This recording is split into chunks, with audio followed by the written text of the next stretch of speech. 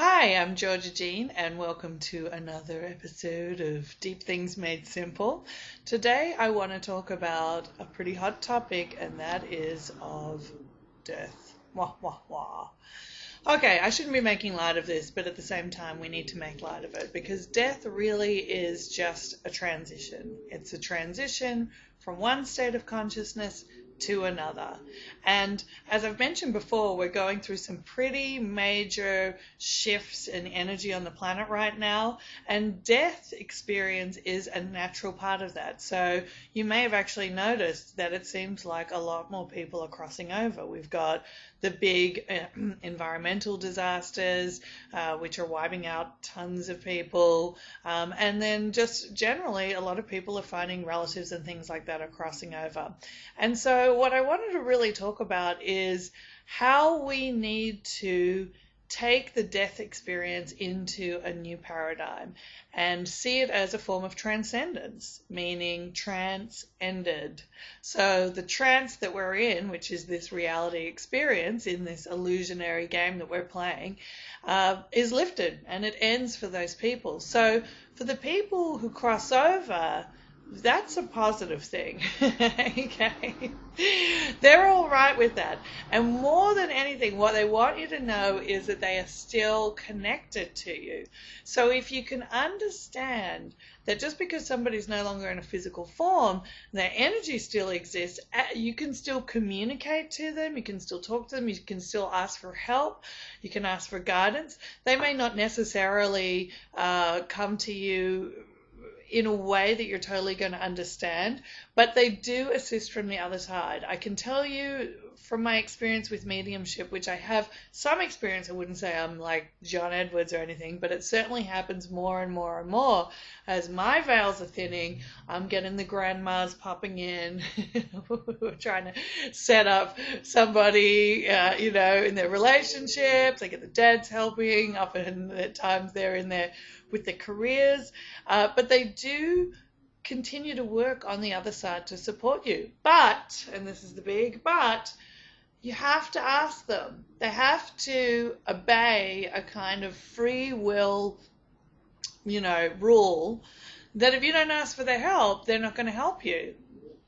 I mean, they might help you in a drastic situation where, maybe a truck is going to run you over, but it isn't actually your time yet. They might push you out of the way.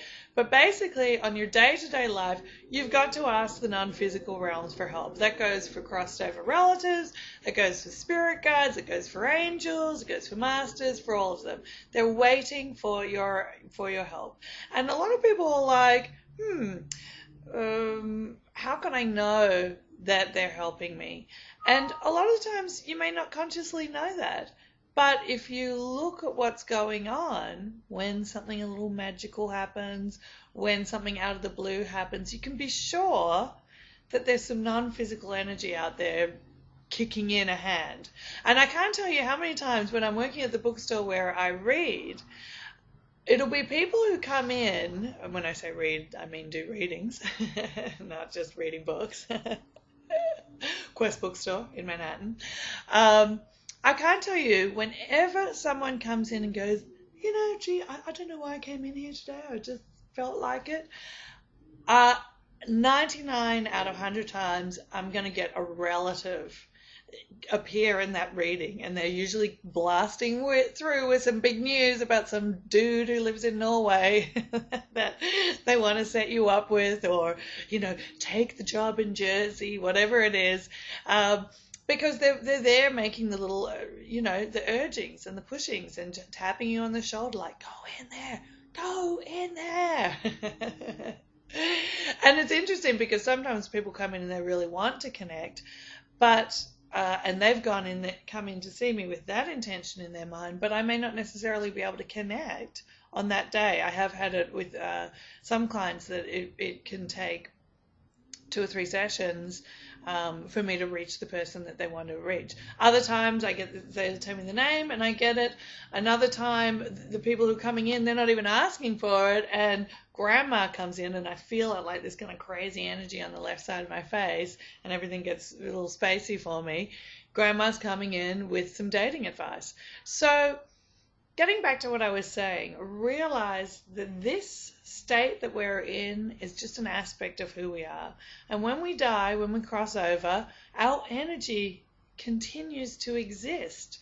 And although we sort of reconnect with that all that is and become just kind of infinite energy again, there is still a sort of a molding or a sense of us as who we were as people. And I do believe that crossover energies, if they were unresolved on things, as part of their non-physical work that they do to continue to evolve their souls, they will work to heal family situations ongoingly. So the thing is, death is not death, it's transformation.